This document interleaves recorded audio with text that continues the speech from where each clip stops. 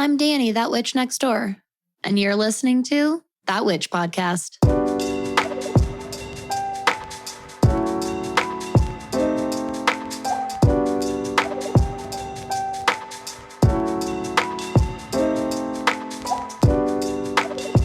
Hello, everyone, and happy Friday. Welcome to another episode here at That Witch Podcast.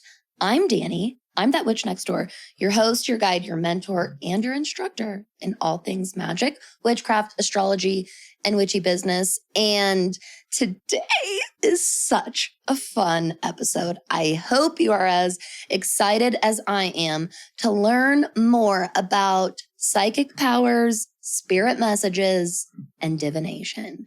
I think that these three terms are actually kind of used interchangeably, and they are not synonyms. They are not interchangeable. These are three very different things. These things come from different places. They serve different purposes, and we work with them in different ways. And so this is one of my favorite, each of these subjects are some of my favorite things to teach about with my clients, especially in my mentorship. We definitely will be diving into lots of these specific practices in that witch school. So make sure you're on the wait list for that. But I really can't wait, because I think that one of the biggest myths that we're going to dispel today that I'm so excited about is that one or more of these are for a certain type of person, or you have to be born a certain way or born from a certain family. Nope. Psychic powers, spirit messages, and divination, these broad umbrella terms, these are open subjects, okay? And they're huge. Each of these is a humongous ocean, okay? So within these, we might find some closed practices, but these giant umbrellas themselves, no, these are just huge, broad terms that I am so excited to teach all of you about today. So first, what we're going to do is we're going to talk about kind of the difference in the definition of each one, kind of their uses and purpose. But I do also want to round out the episode talking about the importance of grounding and energetic boundaries or energetic protection, because really enacting or activating or participating in any of these practices do really open you up on a spiritual level, which is amazing and beautiful. And that's definitely the goal.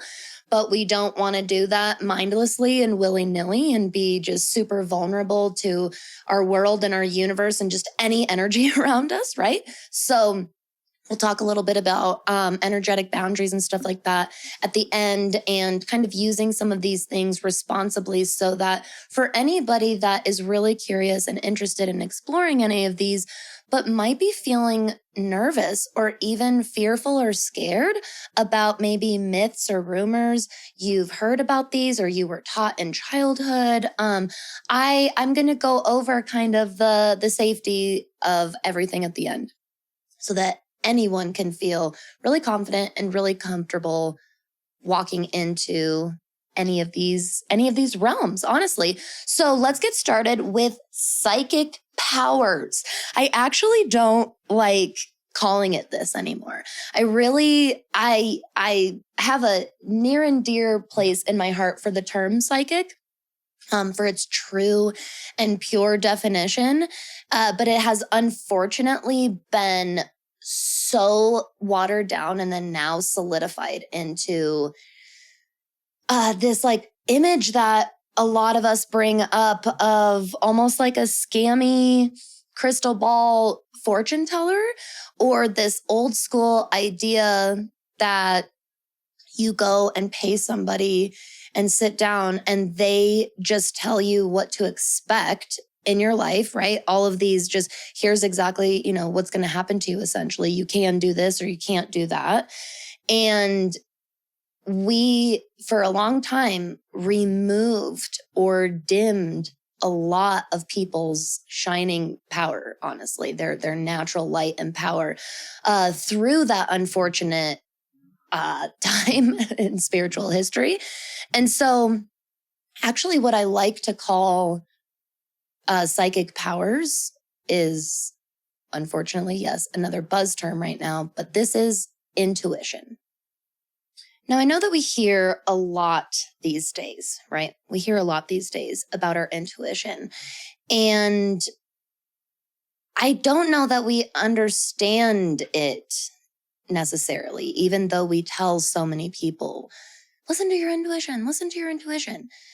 It took me a while to kind of sift through all of the different voices and whatnot in my head to really kind of find and then build a bond and connection with my intuition. There are so many other thoughts and ideas, and then on top of that, distractions and different signs going on around you, or maybe they're not signs. Like there's so many things externally and internally that are distracting us. And that's not your fault. That is just part of our form in this life on this earth. And so it's actually not that easy. And then on top of that, we weren't taught in the first place. Not only were we not taught in the first place to listen to our intuition, it was attempted to be squashed out of us in our conditioning, right? So we're not only having to really reparent ourselves, many of us, if not most of us, but we're also having to reintroduce ourselves and reconnect with and strengthen our bond with our intuition. So your intuition, in my personal definition and my personal experience and understanding of it, is kind of a culmination of things. This is like talking directly to your soul, okay? Your purest form of yourself.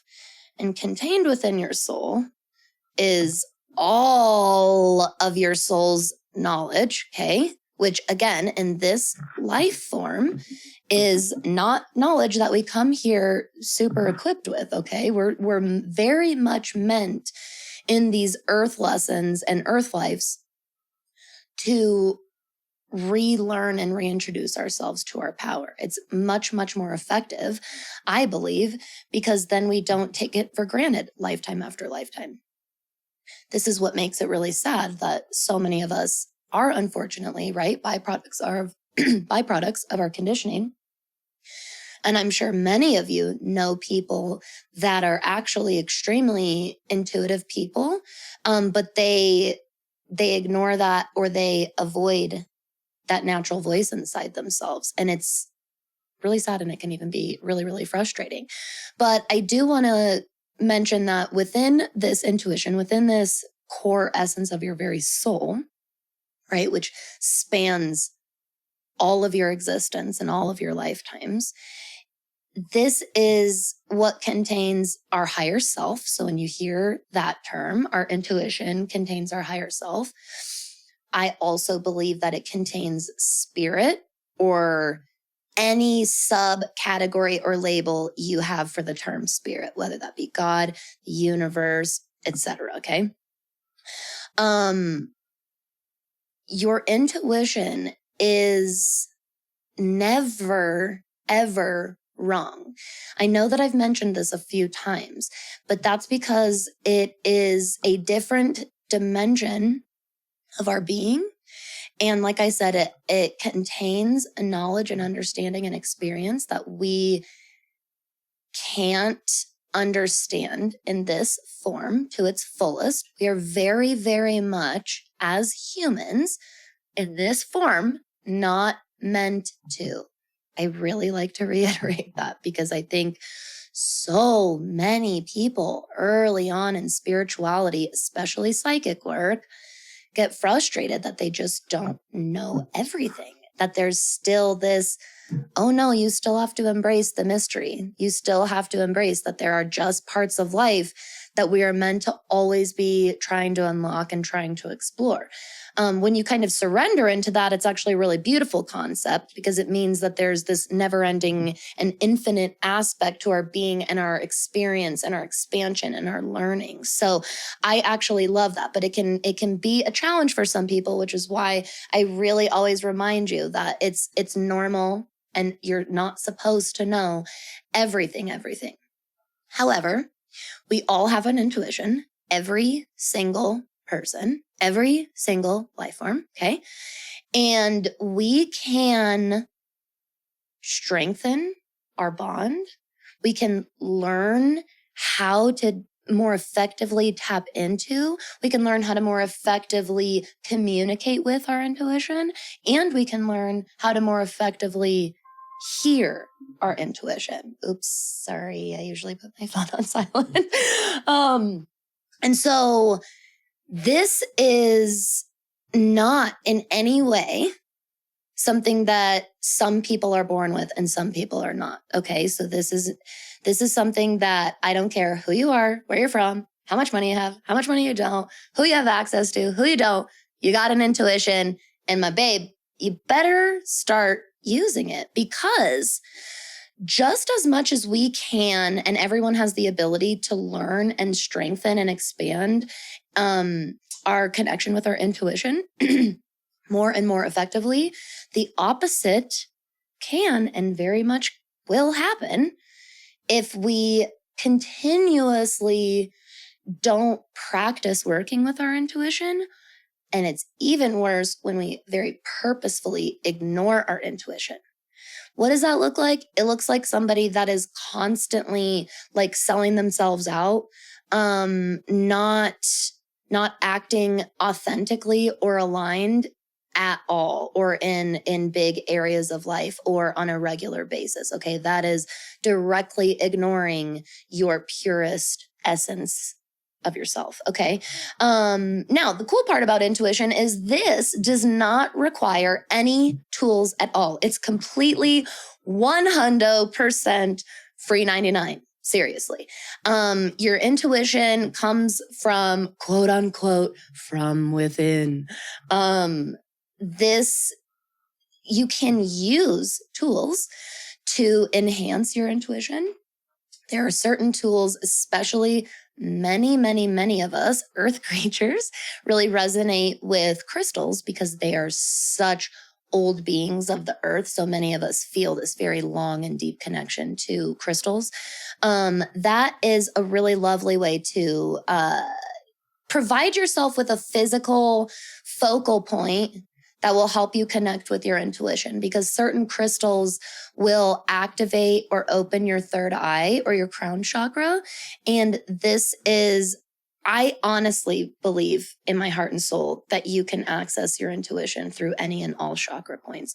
But the third eye and the crown can be a bit easier for people that specifically have a hard time kind of spiritually connecting and kind of letting go of skepticism and letting go of cynicism and stuff, specifically working with the water element and the air element and honestly the fire element. Honestly, get out of your earth a little bit and specifically try and activate and open your third eye. That is going to almost speed up or almost accelerate the process a little bit for somebody who might have a hard time. But there are crystals that will specifically do this. My personal favorite is fluorite. A very, very popular one is lapis lazuli. Another very popular one that actually is very comparable to lapis is sodalite. I love sodalite. Moonstone, rainbow moonstone, lovely for doing this, just like its masculine counterpart, labradorite. Okay, so these are all some really, really common ones. You can also just look up crystals to activate intuition or crystals to activate psychic powers, and kind of go with the crystals that are calling you. The ones that are calling you, you can throw definitions and whatever you find on the internet to the wind, because if a crystal is calling to you and it's helping you connect with and open your intuition, go with that, baby. Go with that. Now, one thing I did want to touch on that might help those of you trying to kind of more specifically locate and bond with your intuition is learning the clairs. Have you heard of the clairs in psychic work? So the 4 clairs are clairvoyance, clairaudience, clairsentience, and claircognizance. And these are different energetic and natural abilities that we have. And I personally believe that very, very similar to your astrological chart, we technically house all of these within us.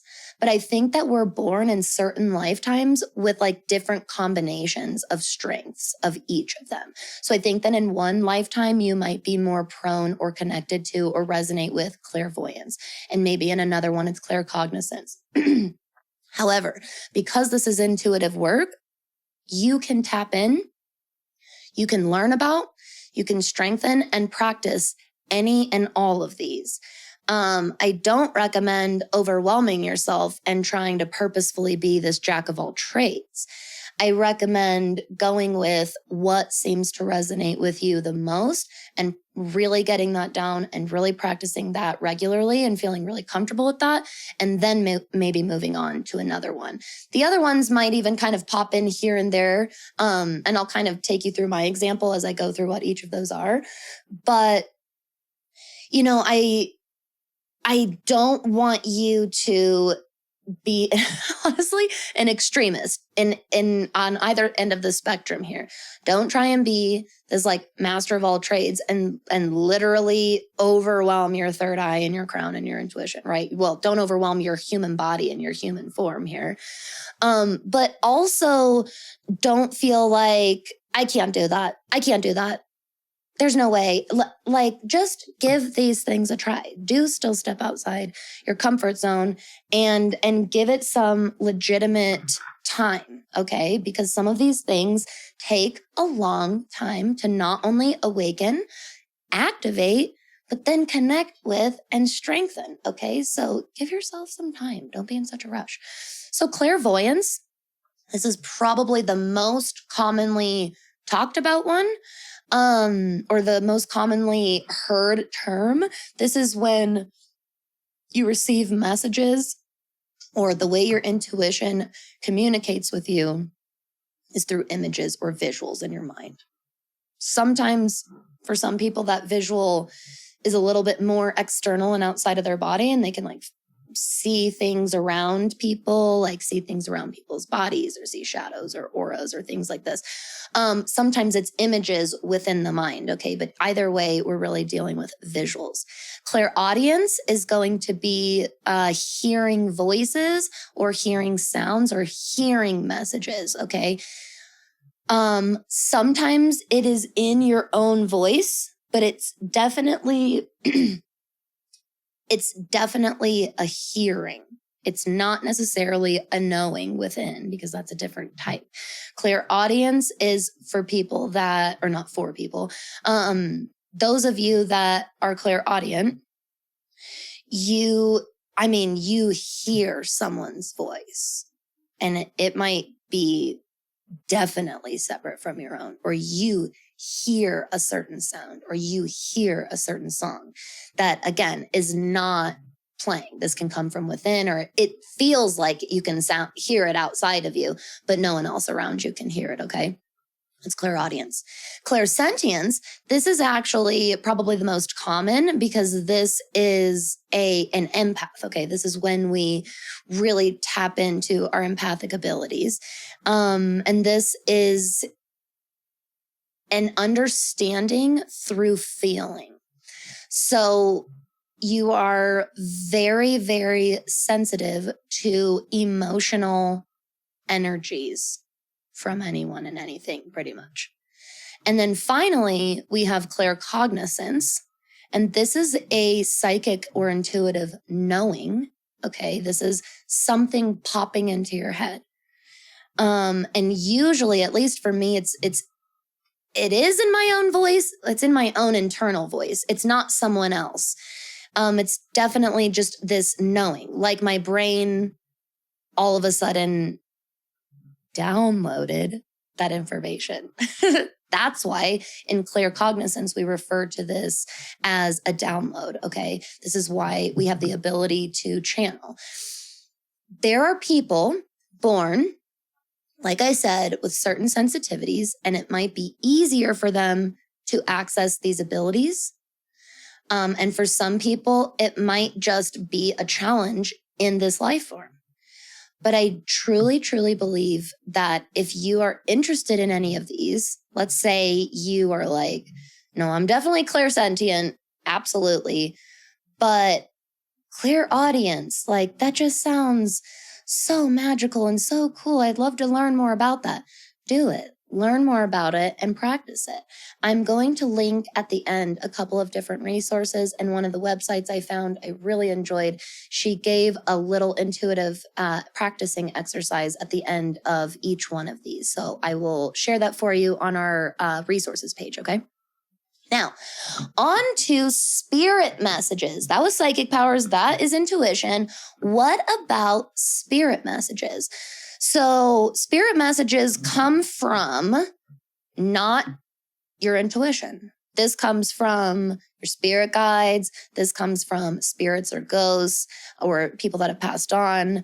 This can be spirit or God or the universe. This can be angels, guardian angels or archangels. This can be ancestors. This can be your deities. The point is that this message comes from outside of you and it happens in your external world. It could look like numbers, animals, like seeing a specific animal or seeing odd or noteworthy animal behavior. This could be a certain song that comes on the radio at a specific time that makes you go, what? It could be that turning to that book page. It could be that sign from the weather that day. It's those things, honestly, the best way to define it, it's those things that make you like get the big giant eyes emoji, right? That you're like, what? Oh my God. Like those undeniable signs. And it's this spirit message from one or more of these entities, right? That's usually on your spirit team. And usually what hits you, that like feeling, that like chill, like what? Oh my God, this means something. That is when the message is received by your intuition. Okay. That's when the connection happens itself. Sometimes you are going to receive big, what we would call quote unquote, like those big crazy signs, right? That you see. I just had somebody reach out to me very recently in the last few weeks.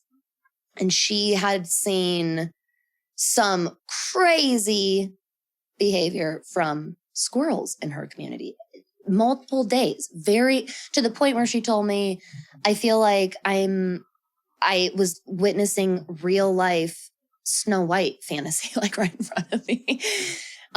These are the types of noteworthy signs that I'm talking about. Now, when we get these huge, big signs, these can be for a couple of reasons. One, you might have been stuck in a pattern where you've been ignoring your intuition. You might be at a place where your intuition is awakening, so these signs are now becoming more prevalent. Or the message itself that they're sending you is just big in context, okay? Now, the best way to interpret this is, I will hand it to you, you're right. From going from psychic powers and intuition to spirit messages to divination, we will somewhat increase in, I don't like this word for it, but difficulty. And it's not actually difficult, but they do interpreting messages, whether it's these spirit messages or it's through specific, I sat down and I did divination. The actual interpretation part of that practice and process takes a lot of practice, okay? It's okay. Definitely take that seed of patience into all of these practices. Be gentle and patient with yourself. These things can be really, really tough, okay? But the best way to kind of get started in that, let's say you're seeing a specific animal over and over and over again. Everywhere you go, butterflies, butterflies, butterflies, butterflies. It's not just butterflies in nature. It's seeing the butterfly symbol. It's someone who keeps wearing a butterfly necklace around you. It's this song coming on that has the word butterflies in it over and over again. This is the first and easy step to do whenever you're getting whatever it is, whether it's numbers, animals, a song, any of that. I promise you, I know that your gut instinct is going to be to ignore your intuition because, again, we've been taught that inner truth and voice is meaningless. And so many of us seek external confirmation and validation for these messages. But I promise you that the strongest message is going to be found within. So before you go research, because I'm not telling you not to, but before, at least ask yourself, what does this animal mean to me? In my personal life and or just in my personal understanding and experience, okay? Butterflies are a really common sign and symbol for change, transformation, and metamorphosis. Most of us know this, but butterflies to you could have a meaning that's like 100 layers way deeper than that. So this is why it's really, really important to start there first, because spirit or your guides, they're using that butterfly for a specific reason, especially when we get these signs that are just repeated. The same number, the same animal, the same song, right? There are times where I felt like a song was chasing me. And no, not just a popular one that they overplay on the radio.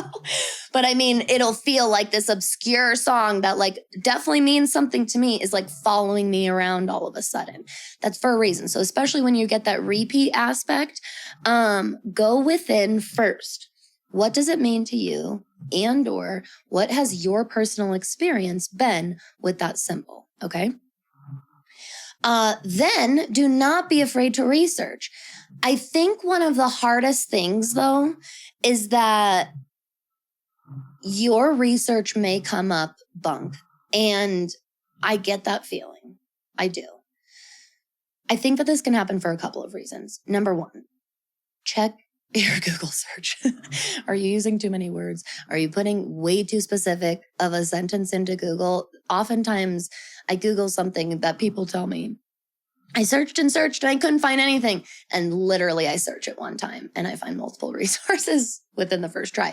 So I do think a lot of it is in how I search things. So just use keywords. And so you could just write butterfly symbol of number 1. Symbolism is another word that would be good. If you put in, sometimes you could use the word meaning. So meaning of a cardinal, which is a bird, a red bird, meaning of a certain shape, right? I keep being surrounded by stars. Stars keep following me everywhere. You can look up like spiritual significance of stars, but remember that in order for Google to pull something up, somebody has to have used those exact words. So do change up and diversify your actual Google search. But almost more importantly, don't be afraid to speak back. If your guides, your ancestors, your angels are talking to you, and you know that they're talking to you, and you're just like, I don't know what it means. I'll tell you something. If you're one of my many, many people that I absolutely love that come to me more than once or frequently asking about, I keep being chased by these numbers. I keep being chased by this animal. I keep being chased by this symbol or this song, whatever it is.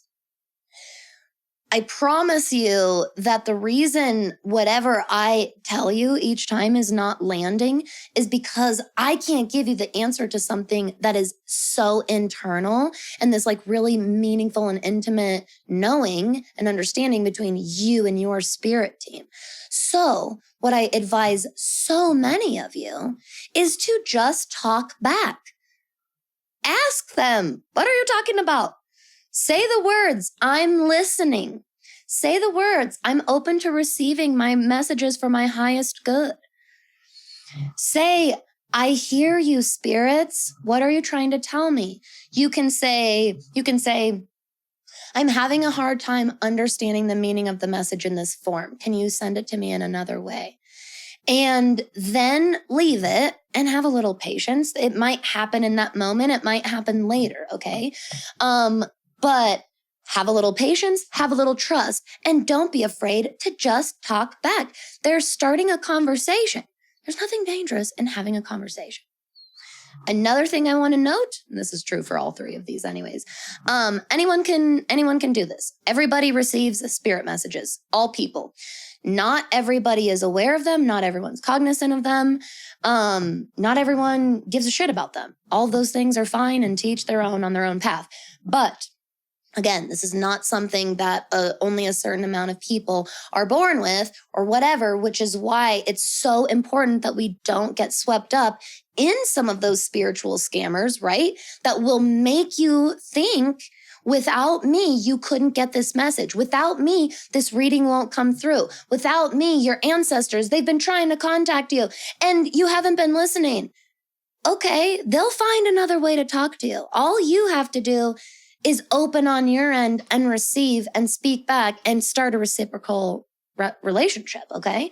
So anyone that ever tells you that this is a special ability that you don't have is honestly literally lying to you to take your money. So please, please, please, please don't fall for that. And finally, let's move into divination. I first want to just read you a couple of definitions of a couple definitions of the word definition. No, I'm going to read you a couple of definitions of the word divination. According to Wikipedia, this is the attempt to gain insight into a question or situation by way of an occultic, standardized process or ritual. According to Oxford Dictionary, divination is the practice of seeking knowledge of the future or the unknown by supernatural means. I actually like both of these pretty well. I think I like the Oxford definition the best. It's pretty open. I don't know. I think that it can be a standardized process, like it says on Wikipedia, but I also think it doesn't have to be a standardized process either.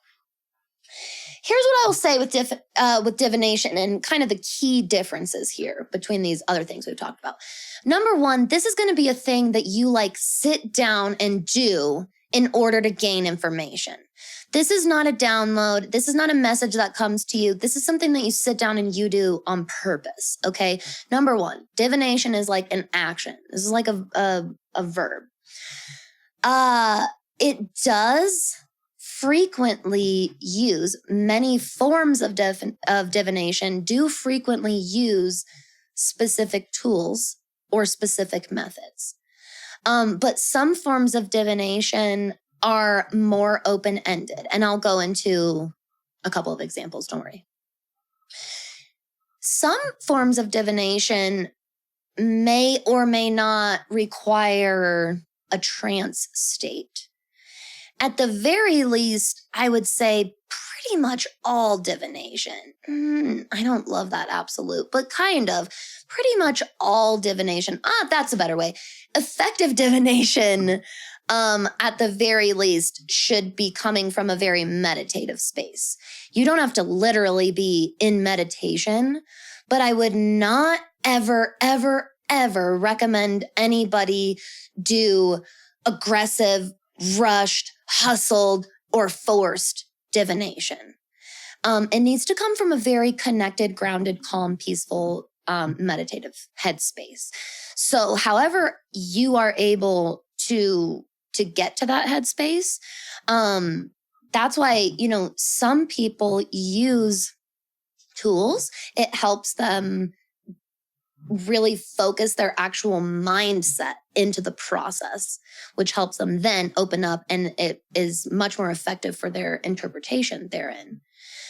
But some people also use substances, for example. So some people purposefully use alcohol, cannabis, hallucinogens. There are different types of roots and plants. There's different types of aromatherapy. There's different types of foods and teas that you can consume. There are all kinds of things on this earth. Some were born of this earth and some are synthetic or made by humans. And some people use these substances to achieve this trance state or meditative state. We'll kind of talk a little bit more about this at the very, very end when we talk about our safety stuff. If you are not comfortable with or just not ready to practice reaching a trance state with or without a substance, quite honestly, then practice and try out the other forms of divination that don't really require that almost, I don't even know how to describe it, that intense of an energy space. Trance state can just be intense. It's not scary. It's not inherently bad. It just can be very, very intense. And you need to be very well seasoned practicing very regular cleansing and grounding to do this. Otherwise, you can just kind of funk with your own energy, quite honestly, with your own energy field. So some examples of divination. And people, this fucking list is humongous. Not the list I'm going to read to you because I really whittled it down. But I'm going to link a list of divination methods on the resources page. It's insane. It's huge. I knew it was long. I haven't looked at it in a few years. But holy shit, I forgot how long it is. Now, do not at me. I am going to link Wikipedia because I don't care. It's just a jumping off point for words so that if any of them jump out at you or any of their definitions jump out at you, you know the name or the label of the type of definition you're talking about, and you can go elsewhere onto your favorite blog articles or ask your favorite witches or spiritual practitioners about that form of divination. Okay, you don't have, I'm not saying Wikipedia is the stellar, amazing resource, but this is a really, really wonderful starting point. Really great jumping off place because it's fucking huge. This list is so overwhelming. Okay, so I included a lot of the common ones, a lot of the ones that I get asked about a lot. So all of these are forms of divination. Tarot, pendulum work, runes, like reading runes or casting stones or casting shells, reading tea leaves, speaking to the dead, that's necromancy, using spirit tools like a spirit board or a Ouija board, okay? All of these are forms of divination where we're sitting down and we're like purposefully asking for insight. Like that definition said, it could either be about the future or just the unknown in general. So we're just asking for insight through this tool or method. The reason that this is really, really effective, and don't get me wrong, psychic powers and your intuition, super duper come into play with divination. Super duper comes into play with spirit messages. And that's why we started with intuition. That's why we started with psychic powers, because really strengthening that and strengthening that bond with your intuition is going to make your connection with your spirit team and therefore receiving their messages much more effective. And the same goes for divination. Your entire process is going to be so much smoother, so much easier, honestly, and just so much better and more elevated. And when I say elevated, I mean like meaningful to you, more profound and resonate better with a nice, strong relationship and connection with our intuition. Okay, so don't think that these are like, when we're in divination, we're not using our psychic powers or abilities. We absolutely, absolutely are. That's the best place to start. In divination though, in fact, we kind of actually went through these, like I said, in an order of almost difficulty or experience. I would really start with your psychic powers, your spirit messages you probably already received. So these are the two great works to practice in. And then as you start feeling ready, find a form of divination that speaks to you and try it out. If it sticks, awesome. If it doesn't, awesome. That's okay. Wait till you see the list. There are so many things to try. There are seriously so many things to try. And you might even come on here and see a word and be like, I don't know why that means something to me, but it freaking does. And then you search about it and you find this deity it's connected with, or this culture it's connected with, and it's part of your heritage maybe, right? So start with the list. I think that that's going to be a really, really wonderful way. And actually, when we get into a nice meditative state and we really open ourselves up to receiving spirit messages, and we go on a list like this and open ourselves up for, okay, what am I drawn to? That's called bibliomancy, which is a form of divination. When we let words kind of pop out to us and lead us down the path of our highest good or our intuition, and lead us honestly to our spiritual team and our spiritual path, or our soul's path. So this is also, going to just reiterate it, something anyone and everyone can do. Anyone can do divination, okay? There are probably forms of divination that are either closed practices or frowned upon people practicing outside of that. Again, let's practice responsibility and do your own due diligence and your research and your ethics. But divination as a whole, again, this is not only for certain people. Anybody can learn. It's just a process. It's just a method. You'll see that when you see the list. Tarot is just the interpretation of cards. Dowsing or pendulum work is just the interpretation of the movements of a pendulum. Runes, you're interpreting their shapes and their messages. Tea leaves, you're interpreting any shapes or symbols that come out of it. That in and of itself is just a practice that anyone can do. The practice and art of interpreting symbols. God, honestly, that's an even better base example of or definition of divination, honestly.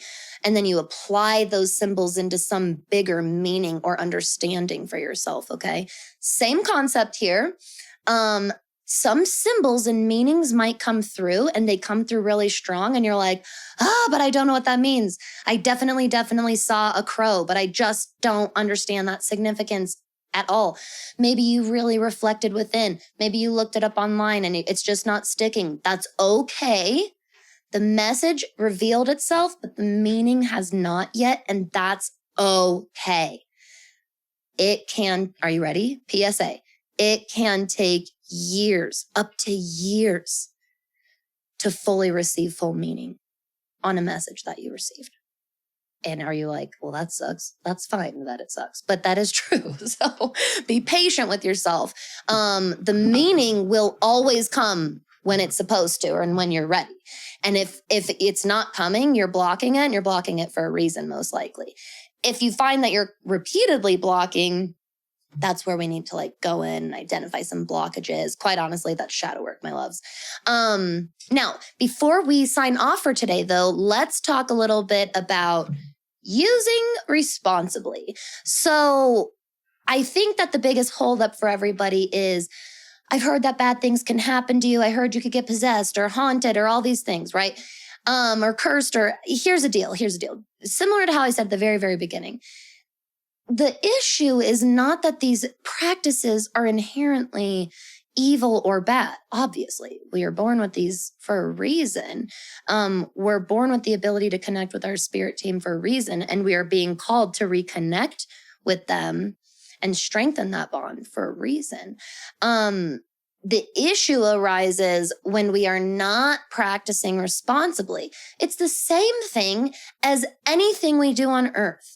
Anything that you like or brings you growth or joy, whether it's, let's say it's working out, you can definitely work out irresponsibly in a way that is very damaging to your body and your mind and your spirit. Can you not? Yes, you can. And the same thing goes for these kinds of practices. You can do any practice in a really damaging way. So it's important that we practice things responsibly, all right? Now, the best way to do that is to ground regularly. Oh my God, I cannot stress this enough. I know we talk about it all the time, but it's so important. When we, especially in divination, okay, because it can be a really intense practice, right? We sit down, we really devote and bring forth and put out all of this really direct energy. it is important that we balance that out. We come back down to earth. Okay. When we're divining like that, we're raising our vibration. We're entering and we're sitting in the ether. And this is amazing. But you were born here on earth and you are not meant to live in the ether. That's not the life form you chose for this incarnation. And so you got to come back down. Here's the deal. If you're like, well, what if I don't? Well, the deal is that the divine energy exchange the universe is going to balance it out anyways. Okay. And so what's going to happen is you're going to be almost dragged or forced back down to earth. And you're going to feel this like, almost like you get hit by a train. The more intense the ritual, the more intense the method or practice, the more that you raise your vibration, I promise you, the harder body slam back down to earth. And basically it's the universe's or your soul's way of bringing your awareness back earthside or bringing your awareness back to a physical locality so we can avoid this. Sometimes it looks like getting raging headaches, intense nausea, getting easily dehydrated, feeling really off or not yourself or out of sorts. Essentially, you're going to be called to nurture and take care of your body. Okay. So to avoid this, you could just do that on purpose. so just choose to ground, just do it yourself. And that way you can do it in a really lovely, nurturing and gentle way so that we don't get this body slam back down to earth. I've done we've talked a little bit about grounding and cleansing. So make sure that you go back and listen to those episodes if you need any kind of refresher or anything like that. I've done a cleansing episode, and then grounding, I believe, is a video I did on Instagram. I'll link that. I'll be updating that and putting a new one on YouTube very, very soon. So I'll let y'all know when that's ready as well. But those are a good place to start. If you need to familiarize yourself with energetic cleansing and energetic grounding. Energetic cleansing, just like we talked about in the Cleansing 101 episode, just like we talked about on the Home and Hearth episode, right? How important cleansing is in general. So I'm not going to get too into like the methodology and how you do that, but just know that it should be really, really coupled with your grounding practice. And again, you should do this before and after really specific intentional divination or ritual work like this.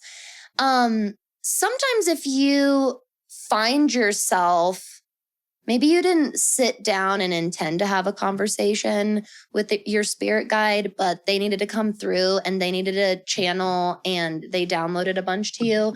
Even though you didn't sit down and ask for that, I still want you to cleanse and ground afterwards, okay? Because of the same exact concept. But if you are planning it out, make sure you do a before and after. And honestly, not to be too much like your witchy mom, but please do use substances, any kind, responsibly, okay? They can definitely help. I am not going to sit here and argue and say that you have to be 100% sober in order to fully access your powers, or that you have to use a certain substance in order to access your powers or your abilities. I don't feel that way in either case. I think that all of us are very different. I think that all of our souls are in a very different path when it comes to external substances. And so for some of us, it's more dangerous to consider using and trying different substances, even if it is just a tea or just a root. It's okay if you're really sensitive to those things and you feel safer skipping those altogether. And it's okay if you don't struggle with substance abuse or you don't struggle with using substances of any kind irresponsibly. And so you do have this really aligned and authentic way to use different tools or substances that help you achieve a certain meditative or trance-like state, okay? I am never here to judge you. I want you to be safe and I want you to take care of yourself. And then finally, I want to leave you with, do not forget your orbs. don't forget your protection, okay? Just because we open ourselves up doesn't mean all of a sudden all these spiritual daggers are going to fly in at us, but you are more open and you are more vulnerable. And just because it's not going to maybe automatically mean harm, it could still like throw off your day, throw off your energy. And it's something that's so easily preventable just by incorporating some really easy protection work. So you can envision a protective orb around you. You could carry a certain crystal. You can wear a certain necklace or piece of jewelry or wear a certain accessory, wear a certain color outfit that day, carry a certain object with you that's meaningful to you, right? Anything that brings or that brings that feeling of protection or that you associate with protective energy, use that, okay? Particularly during any kind of these practices and after for a little while. And just follow your intuition. You can tell when you need something and when you don't. That little nudge in the morning, I don't know why I felt like I should wear this protective necklace, but I did. Do it. What's going to harm it? Plan your outfit around the necklace. I do it all the time. And you know what? I'm always glad that I listened to my intuition. All right, everybody. This was so much fun. I absolutely love talking about this with all of you. If this brought up any questions for any of you, please, as you know, head over to thatwitchnextdoor.com/conjurethatwitch and send me a message. You can also follow me over on Instagram, TikTok, Pinterest, YouTube, and connect with me there if there's anything that you want further insight into. But I do want to say, make sure you are on the wait list for that witch school. And if you haven't seen or RSVP'd yet for our first free group tutoring call, please, I'll drop that info here in the show notes for you. But if you're already interested in that witch school, okay, I am going to be offering a very special offer and gift to all of you at that group tutoring call. So it's not something that you want to miss. And if you have any questions about that, of course, I'm here. I'm wide open. I'd love to answer them for you. But we are really going to dive into these specific practices and do little mini lessons and trainings on strengthening intuition, on spirit messages, on certain symbolisms, on certain practices of divination. We're going to do all of that inside of that witch school. So if that's something that you're really interested in, you're going to want to be there. All right, my loves, you're amazing. I love you. I hope that you have an amazing, fun, relaxing, whatever you need weekend. Have fun, stay safe, and stay magical out there. Hey, magical human. Thank you so much for listening to this episode of That Witch Podcast. If you want to support the show, the best way to do that is to share with a friend or give a shout out on your social media. You can also leave a 5-star rating and review on both Apple and Spotify. And if you can't get enough of all of our witchy magical content here in the neighborhood, you definitely want to make sure you're subscribed to my email newsletter, That Witch Gazette. It's a really fun, really convenient, one-stop shop to stay up to date on all of the news and happenings here in our neighborhood. If you have any questions, suggestions, ideas for the show, or if you'd like to sponsor an episode, you can send me a message at thatwitchnextdoor.com/conjurethatwitch. Thank you so much. I'll see y'all next time.